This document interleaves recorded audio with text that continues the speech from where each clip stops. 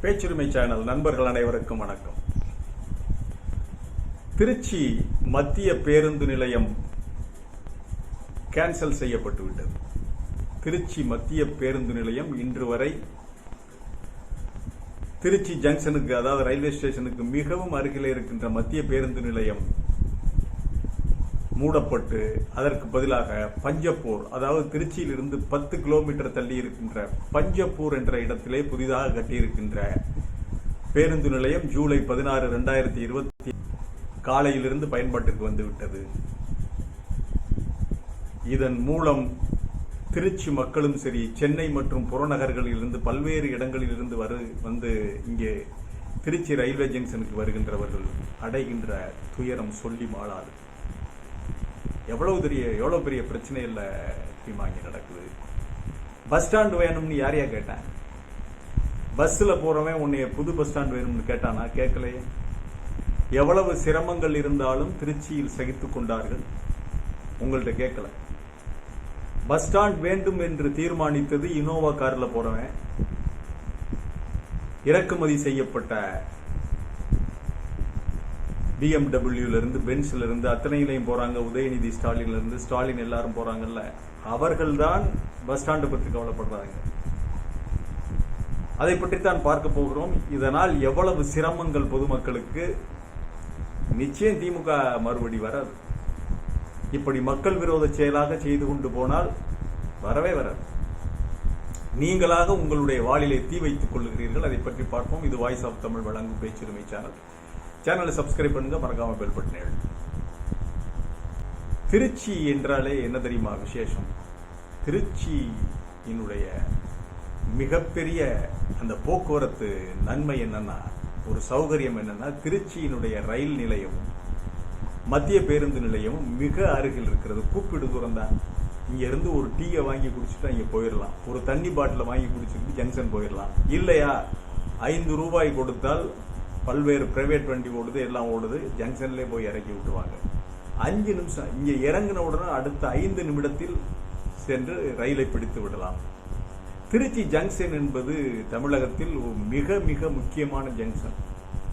சேலம் போறவங்க, பெங்களூர் போறவங்க, கேரள நகரங்களுக்கு கேரளா போறவங்க, சுற்றுலா போறவங்க, கோயம்புத்தூர் போறவங்க எல்லாருக்குமே ஜங்ஷன். சென்னை போறவங்க எல்லோருக்குமே, தென் மாவட்டம் போறது எல்லாத்துக்கும் ஜங்ஷன் திருச்சி ஜங்ஷன். ஆகவே நிறைய பேர் மத்திய பேருந்து நிலையம் வந்து பஸ்ல வந்து காரைக்குடியிலிருந்து, புதுக்கோட்டையிலிருந்து, திருப்பத்தூர்லேருந்து, அறந்தாங்கி, தஞ்சாவூர் இங்க இருந்தெல்லாம் வர்றவங்க இங்க இறங்கி இங்க இருந்து ஜங்ஷனுக்கு தான் வருவாங்க.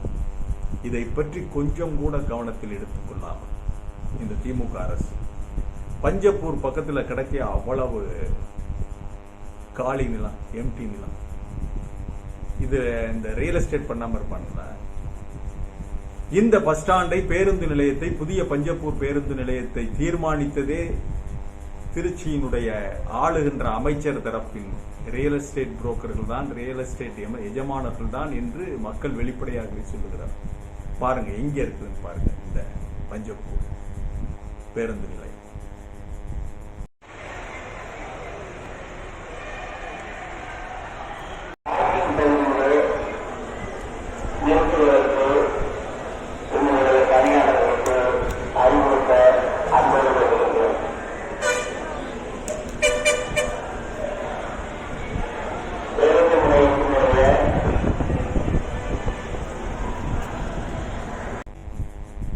நேற்று நான் பஞ்சப்பூர் பேருந்து நிலையத்திலே போய் இறங்கி பார்க்கின்ற பொழுது அங்கே வருகின்ற பேருந்துகளுக்கெல்லாம் ஒரே ஒரு இடத்துல தான் இருக்குது. பல இடங்கள், நிறைய இடங்கள் காலியாக கிடக்குது. அங்கே எல்லாம் பேருந்துகள்லாம் வரல. ஒரு 2 இடம், ஒரு இடம் தான். அது போக புறநகருக்கு வருகின்ற ரயில்வே ஸ்டேஷனுக்கு இதுக்கெல்லாம் வர்ற பேருந்துகள் மேல மாடியில மேல்தளத்தில் இருக்கிறது. இங்கிருந்து போய் மேல்தளத்துக்கு போய் அவ்வளவு தூரம் நடந்து போய் போகணும். வயதானவர்கள், ஊனமடைந்தவர்கள், இவர்களுக்கெல்லாம் எவ்வளவு சிரமம் என்பது இந்த அரசுக்கு தெரியாது. ஏன்னா அவங்க எல்லாம் BMW கார்ல வர்றாங்க. ஒரு விஷயம் ஸ்டாலினுக்கோ இல்லது உதயநிதிக்கோ அவங்க வீட்டுக்கு எக்மோர்ல இறக்கி விட்டுட்டு நீங்க எல்லாரும் போயிருங்க, காரு எதுவும் கொடுக்காதீங்க, எந்த பஸ் போகுதுன்னு தெரியாது, எந்த ரூட் பஸ்னு தெரியாது, எந்த திசையில் அவங்க வீடு இருக்குன்னு தெரியாது. அந்த அளவுக்கு அவர்கள் பாலூட்டி சீராட்டி வளர்க்கப்பட்டவர்கள், BMW பிறந்து வளர்ந்தவர்கள். அவங்க தான் சராசரி மக்களுக்கு பஸ் ஸ்டாண்ட் தேவையை தீர்மானிக்கிறாங்க. மக்கள்கிட்ட கேட்கல, மக்கள் கேட்கவே இல்லை. புதிய பஸ் ஸ்டாண்ட் வேண்டும் என்று கேட்கவே இல்லை. ஏனென்றால் இந்த ரயில்வே ஸ்டேஷன், திருச்சியில இருக்கின்ற ரயில்வே ஸ்டேஷன், சரி உங்களுக்கு போக்குவரத்து நெரிசல் இருக்குது, நீங்க புதிய பேருந்து நிலையம் கட்ட வேண்டும் நினைக்கிறீங்க.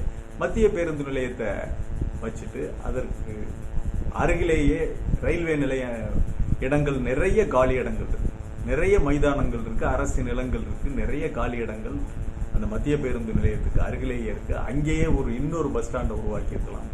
ரயில்வே ஸ்டேஷனுக்கு பக்கத்தில் அருகில் இன்னொரு பேருந்தை உருவாக்கி 2 பகுதியா பிரிச்சு மதுரை உள்ளிட்ட தென் மாவட்டங்கள் போறவங்களுக்கெல்லாம் அந்த பஸ் ஸ்டாண்டு, இந்த பக்கம் தஞ்சை சென்னை போறவங்க அப்படி வச்சிருக்க மத்திய பஸ் ஸ்டாண்டை பயன்படுத்துங்க அப்படின்னு சொல்லியிருக்கலாம். 2 பஸ் ஸ்டாண்டில் பேருந்திலிருந்து ரயில்வே ஸ்டேஷனுக்கு வர்றதுக்கு மிக எளிதாக இருந்தது.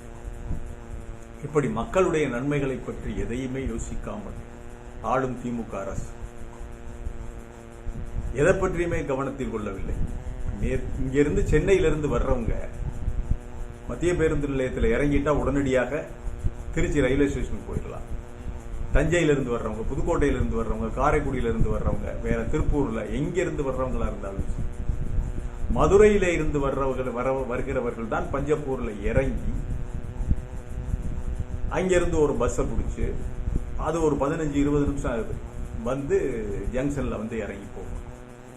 மற்ற எல்லோருமே இதை பாஸ் பண்ணிடுறாங்க. இப்ப சென்னையில இருந்து பஸ் வருதுன்னா ரயில் நிலையத்தை பாஸ் பண்ணி கிட்டத்தட்ட 10 நிமிஷத்துக்கு மேல டிராவல் பண்ணி அங்க பஞ்சப்பூர் போறோம்.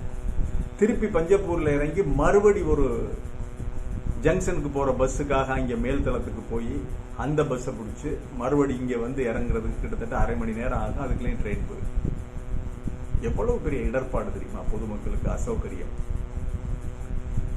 இந்த புதிய பேருந்து நிலையத்தால் விளைந்த யாருக்கு பயன் விளைந்திருக்கிறது என்றால் ரியல் எஸ்டேட் காரங்க. திருச்சியை கட்டியாளுகிறார்கள் அல்லவா அமைச்சர் குடும்பம், KN நேரு குடும்பம் அவர்களுக்கு அந்த ஏரியா சுற்று வட்டாரத்தில் நிறைய நிலங்களை வாங்கி போட்டிருக்கிறார்கள். அவர்களுடைய ஏஜென்ட்டுகள், அவர்களுடைய பினாமிகள் வாங்கி போட்டிருக்கிறார்கள் என்று பொதுமக்கள் வெளிப்படையாகவே பேசுகிறார்கள்.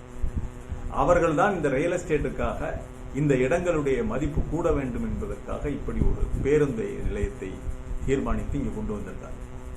அந்த பேருந்து நிலையம் அவ்வளவு பெரிய கிளாம்பாக்கத்தோடு ஒப்பிடும்போது இது ஒரு அவ்வளவு பெரிய நல்லா கட்டல. சும்மா வந்தானுக்கு வந்தா போனானுக்கு போனான்னு கட்டி இது பண்ணி அப்படியே அங்கங்க ஷீட் கொட்டையை போட்டு விட்டு மேல ஒரு மாடிய இது பண்ணிட்டு அந்த நடுவால மட்டும் நிக்குது பஸ். ஒரே ஒரு நடுவில் இருக்கிற அந்த வாயிலுக்கு நேர இருக்கிற இதுலதான் பஸ் பூரா நின்றது, முடிஞ்சு போச்சு. அதற்கு மேல் கட்டி இருக்கிற இடங்கள்லாம் தேவையே இல்லை. ஆக திருச்சிக்கு இவர்கள் இழைத்திருக்கிற கொடுமை திருச்சிக்கல்ல, திருச்சி செல்லுகின்ற மக்கள், திருச்சி ரயில்வே ஸ்டேஷனை நம்பி வருகின்ற மக்களுக்கு உங்களுடைய பஸ் ஃபேர் எவ்வளவு? திருச்சியிலிருந்து காரைக்குடி எவ்வளவு? 100 ரூபாய் அரசு போக்குவரத்து கழகத்தில். அதுவே தனியார் போக்குவரத்து கழகத்தில் 60 ரூபாய். அது ஒரு பக்கம் இருக்கட்டும். அரசு போக்குவரத்து கழகத்தில் 100 ரூபாய். திருச்சியிலிருந்து காரைக்குடி ட்ரெயின்ல எவ்வளவு தெரியுமா? பேசஞ்சரும் காரைக்குடி திருச்சி பேசஞ்சர் 1.5 மணி நேரத்தில் போயிடுறாங்க. 6:30 மணிக்கு எடுத்தா 8 மணிக்கு ஷார்ப்பா காரைக்குடி சேர்ந்துடுறாங்க. அதுல கட்டணம் 25 ரூபாய். எல்லாரும் பணக்காரனாயா? எல்லாருக்கும் சிரமம், வாழ்க்கையில சிரமம் இருக்குல்ல, செலவு இருக்குல்ல. ஒரு குடும்பம், தாய் தகப்பன், கணவன் மனைவி, 2 குழந்தைகள், 6 பேர் கொண்ட குடும்பத்துக்கு 150-200 ரூபாயில காரைக்குடி சேர்ந்துடுறாங்க. இப்ப உங்களுக்கு பஞ்சப்பூர்ல இருந்து இங்க மறுபடி மத்திய பேருந்து நிலையம் உங்க பஸ்ல போய் சேர்ந்து போறதுன்னா 700 ரூபாய் ஆகும் ஒரு குடும்பத்துக்கு. 700 ரூபாய் எங்க இருக்கு? 150 ரூபாய் எங்க இருக்கு? 700 ரூபாயில 10 கிலோ அரிசி வாங்கிடுவான், 25 கிலோ அரிசி வாங்கிடுவான். அவனுடைய பாடு அப்படி. ஏழை எளியவர்களுடைய பாடு ஒவ்வொரு நாளையும் வாழ்நாளையும் கடத்துவது போராட்டமா தான் இருக்கு. நீங்க வாட்டுக்கு இலவச பஸ் கொடுத்துட்டேன், 1000 ரூபாய் உரிமை தொகையெல்லாம் எத்தனை நாளைக்கியா? இப்படி செலவுகளை இழுத்து விட்டீங்கன்னா ஒரு குடும்பம் திருச்சி போறதுக்கு இல்ல சென்னைக்கு போறதுக்கோ, எவ்வளவோ உறவினர்கள் வீட்டு கல்யாணத்துக்கு ஏதோ தேவைக்கு போவதென்றால் உங்களுடைய அரசு போக்குவரத்து கழக பஸ்களை மட்டும்தான் பயன்படுத்துவோமா? கட்டணம் எவ்வளவு? இப்ப அதையே நீங்க ரயில் கட்டணத்துல கம்பேர் பண்ணி பாருங்க. எக்ஸ்பிரஸுக்கு திருச்சியிலிருந்து காரைக்குடிக்கு 50 ரூபா, பேசஞ்சருக்கு 25 ரூபா. ஒரு குடும்பம் 180 ரூபாயில வந்துடலாம். காரைக்குடியிலிருந்து திருச்சி போயிடலாம். எவ்வளவு சௌகரியமாக இருந்தது திருச்சி பேருந்து நிலையமும் திருச்சி மத்திய ரயில்வே நிலையமும். எவ்வளவு சௌகரியமாக ஏழை எளிய மக்களுக்கு, சாதாரண மக்களுக்கு, அடித்தட்டு மக்களுக்கு. உங்களை யாரையா பஸ் ஸ்டாண்டை பற்றி தீர்மானிக்க சொல்றது? பஸ் ஸ்டாண்டை பற்றி தீர்மானிப்பது சராசரி மக்களுடைய பிரதிநிதி. நீங்க கார் ஏறுனா ஏறும், வீட்டை விட்டு வந்தா நீங்க BMW தான் ஏறுறீங்க. உங்களுக்கு எப்படி திக்கும் தெரியாது, திசையும் தெரியாது. தமிழகத்துல உங்களை கொண்டாந்து விட்டா, மத்திய தமிழகத்துல விட்டா பஸ்ஸை பிடிச்சி போங்க, ஏன்னா போக தெரியாது ஊருக்கு. உங்க சென்னைக்கு போக தெரியாது, வீட்டுக்கு போக தெரியாது. உங்களுக்கு துணைக்கு ஒரு ஆள் வேணும். சராசரி மனிதன் அப்படி இல்லை. இதுதான் இன்றைய அரசியல்வாதிகளுக்கும் சராசரி மனிதனுக்கும் உள்ள வித்தியாசம், வேறுபாடு. ஒன்னும் தெரியாது உங்களுக்கு. சராசரி மனிதனுடைய பாடு, அவனுடைய வாழ்க்கை, அவனுடைய துயரம், அவன் படுற கஷ்டம் உங்களுக்கு தெரியாது. நீங்க உட்கார்ந்துக்கிட்டு ஆட்சி பண்ணிக்கிட்டு இருக்கீங்க. உங்களுக்கு பசியை பற்றி தெரியாது, மெய் வருத்தம் தெரியாது, பஸ் ஃபேர் எவ்வளவு தெரியாது, ட்ரெயின் ஃபேர் எவ்வளவு தெரியாது. இதெல்லாம் சராசரி மனிதனுடைய பாடு. அவனுக்கு இருந்த ஒரே ஒரு வசதியையும் தட்டி பறிச்சுட்டு அதை கொண்டு வந்து பஞ்சப்பூர்ல போய் போட்டு, அவனுக்கு இருந்த ஒரே ஒரு வசதி அதான். இந்த மத்திய பேருந்து நிலையத்தில் இறங்கி டக்குன்னு அவன் ட்ரெயின்ல போயிடுவான். சென்னையிலிருந்து ஏதோ ஒரு காரியத்தை பஸ்ல வந்தவங்க கூட திருச்சி வந்துட்டா ட்ரெயின்ல போயிடுவான். பஸ் ஃபேர் ரொம்ப கட்டணம், ட்ரெயின் ஃபேர் ரொம்ப குறைச்சு 25 ரூபா. அதே மாதிரி தான் சிதம்பரம் போறதுக்கு, தஞ்சாவூர் பல இடங்களுக்கு போறதுக்கும் ட்ரெயின் இருக்கு. திருச்சியில கோவை போறதுக்கு எவ்வளவோ எக்ஸ்பிரஸ் ரயில், எவ்வளவோ இது, எத்தனையோ பக்கம். நம்ம சொல்றது காரைக்குடி சொல்றோம். பல்வேறு ஊர்களுக்கு மிக குறைந்த கட்டணத்தில் திருச்சியிலிருந்து ட்ரெயின் இருக்கு. அவ்வளவையும் தட்டி பெருத்து சாதாரண ஏழை எளிய மக்களுடைய வயிற்றிலே அடித்திருக்கிறது இந்த திமுக அரசு. உருப்படுமா? உங்க அமைச்சர்களுடைய ரியல் எஸ்டேட் கனவு நனவாவதற்காக, அவர்கள் கோடி கோடியாக சம்பாதித்து குபேரனாக வேண்டும் என்பதற்காக நீங்க இந்த பஞ்சப்பூர் பேருந்து நிலையத்தை திறந்திருக்கு. சராசரி மனிதனுடைய பாடுகளை, அவனுடைய துயரங்களை, அவனுடைய வறுமையை, வலியை நீங்கள் கணக்கில் எடுத்துக்கொள்ளாத அரசு 2026 தூக்கி எறியப்படும். மக்கள் நிச்சயம் பாடம் போட்டுவார்கள் உங்களுடைய அரசு. அந்த அளவுக்கு மக்கள் வேதனையோட அவங்க போறாங்க வர்றாங்க. வெளியே யாரும் சொல்லல, கேட்டா சொல்றாங்க ரொம்ப சிரமமா இருக்கு அப்படிங்கிறாங்க. அரசு பேருந்துகள்ல போனா பஸ் அப்படியே காலி பண்ணிட்டு தான் போகணும். ஆட்டோவில் ஏறினா காலி பண்ணிட்டு தான் போகணும். அதே சமயம் மத்திய பேருந்து நிலையத்தில் இறங்கி, எங்கிருந்து வந்தாலும் இறங்கி டக்குன்னு உடனே ரயில்வே ஸ்டேஷனுக்கு போயிடலாம். ஆகவே சராசரி மனிதனுடைய பாடுகளை, வறுமையை, அவனுடைய துயரத்தை, அவனுடைய துன்பங்களில் பங்கு கொள்ளாத எந்த அரசும் ஆட்சி செய்வதற்கு லாயக்கில்லை. போங்க, தெரியலைன்னா ஆட்சியை விட்டு போங்க. இது பணக்காரர்களுக்காக திட்டமிடுகின்ற, வசதி மிகுந்த ரியல் எஸ்டேட் அதிபர்களுக்கு திட்டமிடுகின்ற ஒரு அரசாக தன்னை காட்டிக் கொள்கிறது. உங்களுடைய பூனைக்குட்டி வெளியே வந்து விட்டது என்றுதான் சொல்ல வேண்டும். பூனைக்குட்டி வெளியே வந்து விட்டது. நீங்க யாருக்காக ஆட்சி பண்றீங்க? யாரு சம்பாதிக்கணும்னு ஆட்சி பண்றீங்க? உங்களுடைய மாவட்ட செயலாளர், ஆட்சியாளர்கள், அமைச்சர்கள் சம்பாதிப்பதற்காக ஏழை மனிதனுடைய பர்ஸை காலி பண்றதா? அவனுக்கு இருந்து பறிக்கிறது. 1000 ரூபாய் கொடுக்கறது மாதிரி கொடுத்துட்டு இப்படி எல்லாம் பறிப்பதுதான் இந்த அரசினுடைய யோகியதை லட்சணம். ஆகவே எங்கு பார்த்தாலும் அதிருப்தி.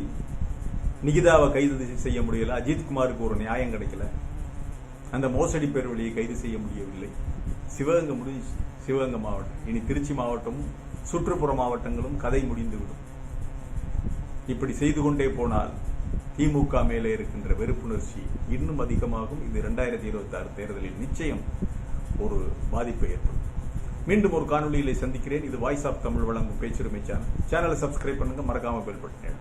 கமெண்ட் செய்யுங்கள், ஷேர் செய்யுங்கள், பிடித்திருந்தால் லைக் செய்யுங்கள். நன்றி.